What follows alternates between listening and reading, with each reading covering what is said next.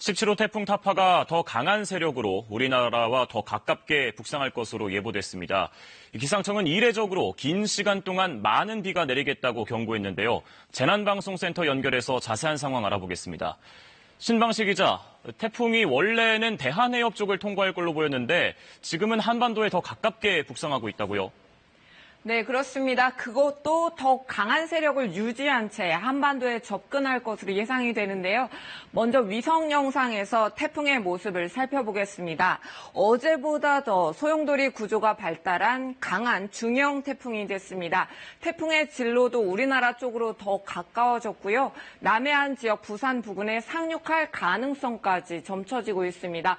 북상 속도가 점점 빨라지고 있는데 내일 오후 3시쯤 제주 동쪽 해상을 지나고요. 일요일 밤 10시쯤에는 부산을 스치듯 가깝게 통과하면서 최대 고비를 맞겠습니다. 또 독도 부근 동해상으로는 월요일 새벽 5시쯤에 진출할 것으로 보입니다. 태풍이 이렇게 가깝게 지나갈수록 그리고 강한 비구름을 머금은 채 느리게 이동할수록 위력은 더 강할 수밖에 없는데요.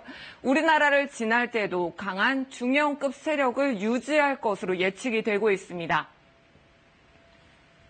네, 태풍이 다가오면서 비바람이 점점 더 거세지고 있는데 자세한 지역 상황 전해주시죠.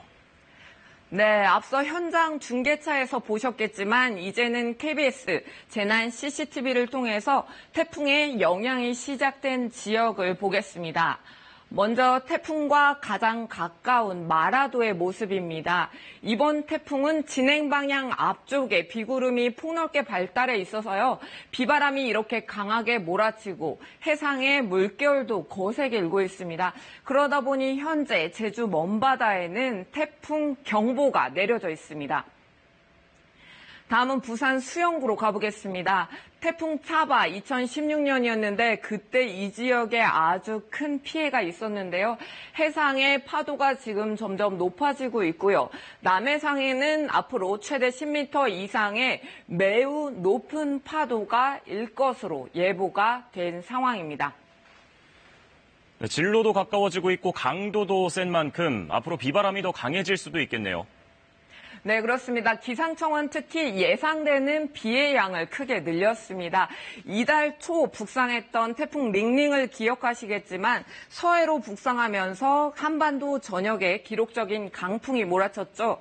이번 태풍은 남해로 올라와서 바람은 링링보다는 다소 약하긴 하겠지만 폭우 피해가 우려되고 있습니다. 일단 태풍이 북태평양 고기압의 가장자리를 따라서 이렇게 북상하고 있는 동안에도 뜨거운 바다를 지나면서 중형급을 유지를 하고 있고요.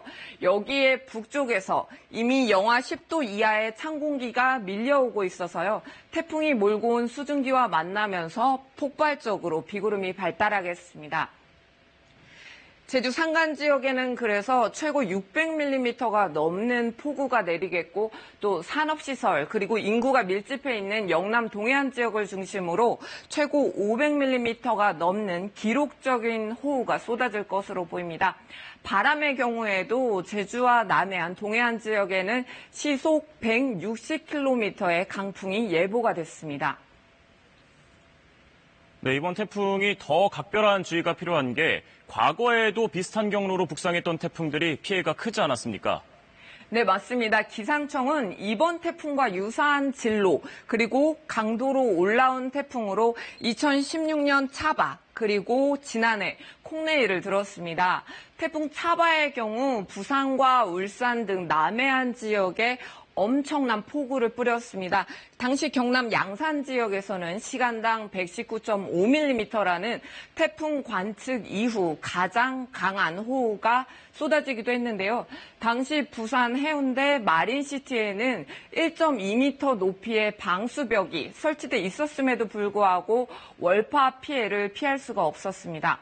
또 울산 지역에서도 태화강이 범람하는 등 일대 침수 피해가 막대했습니다. 시간당 100mm가 넘는 당시 폭우는 300년 빈도를 초과하는 역대 최대 강수량이기도 했지만요. 배수 펌프장이 없는 등 인위적인 요인도 많았습니다. 지난해 왔던 태풍 콩레이의 경우에는 차바 이후 2년 만에 찾아온 가을 태풍이었고요. 차바보다 세력은 약했지만 제주 산지에 700mm가 넘는 폭우가 쏟아졌고 영남 해안 지역에도 300mm가 넘었습니다. 이번 태풍을 앞두고 앞서 피해를 겪은 지자체들을 중심으로 배수시설 점검 등 철저한 대비를 하셔야겠습니다. 네, 이전 태풍들과 비교했을 때 경로가 위험한 만큼 이번 태풍 특히나 더 조심해야겠습니다. 그런데 이번 태풍까지 벌써 올해 6번째 태풍입니다. 이렇게 태풍이 잦은 이유가 따로 있을까요? 네, 올해 태풍 영향은 이례적인 수준이라고 할 수가 있는데요. 태풍 발생 자체를 놓고 보면 16개로 예년과 거의 비슷한 수준입니다. 하지만 이 가운데서 특별히 우리나라에 영향을 준 태풍은 6개로 예년의 2배가 넘습니다. 7월 다나스를 시작으로 그리고 8월, 9월까지 모두 6개의 태풍의 영향을 받게 됐는데요. 태풍 사라가 북상했던 1959년에 7개, 그리고 1976년에 6개였으니까 올해는 43년 만에 가장 많은 태풍이 영향을 준 겁니다. 태풍이 발생하는 적도 해수면의 온도가 뜨거웠기 때문인데요. 특히 과거 이맘때였으면 이 북태평양 고기압이 남쪽으로 물러가면서 태풍이 대부분 일본 쪽으로 상륙을 했습니다. 근데 이례적으로 올해는 북태평양 고기압이 아직까지도 수축하지 않고 있기 때문에 태풍의 길까지 열어주고 있습니다. 태풍 타파의 북상이 임박해온 만큼 피해를 줄이기 위해 대비를 서두르셔야겠습니다. 지금까지 재난방송센터에서 전해드렸습니다.